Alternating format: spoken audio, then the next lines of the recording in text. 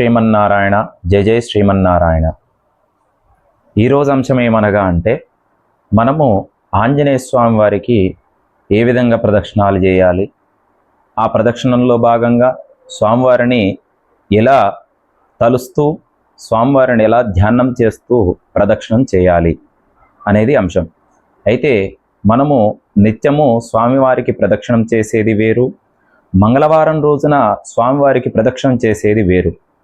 అందులో మరి మంగళవారం రోజు స్వామివారికి ఏ విధంగా ప్రదక్షిణం చేయాలి, ఆ ప్రదక్షిణం చేసేటప్పుడు మనము స్వామివారిని ఎలా ధ్యానం చేయాలి, ఆ ధ్యానం చేసేటప్పుడు చదివేటువంటి శ్లోకం మరియు మంత్రం ఏమిటి అంటే, ఆంజనేయం మహావీరం బ్రహ్మ విష్ణు శివాత్మకం తరుణార్కం ప్రభుం శాంతం ఆంజనేయం నమామ్యహం. ఈ యొక్క శ్లోకాన్ని మనము మనసులో ధ్యానం చేస్తూ స్వామివారికి 108 ప్రదక్షిణాలు చేయాలి. 108 ప్రదక్షిణాలు చేసినట్లయితే మనం ఏదైతే కోరిక కోరుతామో ఆ కోరిక త్వరగా నెరవేరును. మనం ఏదైతే బాధతో కష్టాలతో ఉంటామో అట్టి కార్యము త్వరగా నెరవేరును. మనకున్నటువంటి కష్టాలు బాధలన్నీ కూడా తొలగిపోవును. అయితే ఆ 108 ప్రదక్షిణాలు చేసే సమయానికి మన యొక్క ఆరోగ్యం గనక సహకరించినట్లయితే, మన యొక్క శరీరం దానికి అనుగుణంగా లేనట్లయితే మరి ఎన్ని ప్రదక్షిణాలు చేయాలి?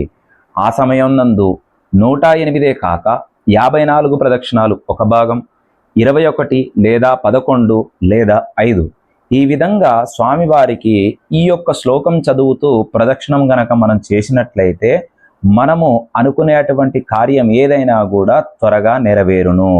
ఆ యొక్క మంగళవారం నాడు మాత్రమే ఈ యొక్క ప్రదక్షిణం చేస్తే స్వామివారికి మనపై కటాక్షం కలిగి వెంటనే మీరు అనుకునేటువంటి ఆ యొక్క కార్యం త్వరగా విజయవంతంగా పూర్తి అవును.